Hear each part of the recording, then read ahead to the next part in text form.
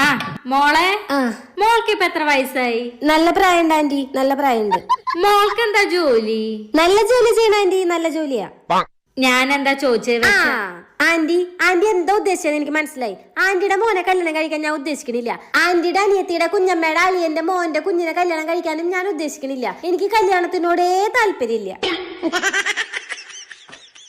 വാടി, നമുക്ക് പോയി ഭക്ഷണം കഴിക്കാം. അതെ, ചെക്കന്റെ വീട്ടുകാര് ഭക്ഷണം കഴിക്കണേക്കാളും മുന്നേ ഇരിക്കാനാവും. അങ്കിളെ, ഇതെന്റെ ചേച്ചിയുടെ കല്യാണ, ഇതെന്റെ അച്ഛന്റെ കാശ. ഞങ്ങൾ എപ്പോ വേണേലും കഴിക്കും. അങ്കിള് വാ മൂടി. ഭക്ഷണം കഴിക്കാൻ വാന്ന് പറയായിരുന്നു.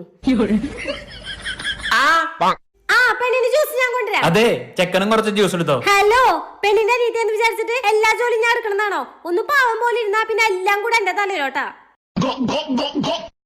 പെണ്ണിന്റെ വീട്ടുകാര് പിസ്കന്മാരാണെന്ന് തോന്നുന്നുണ്ട്. കണ്ടില്ലേ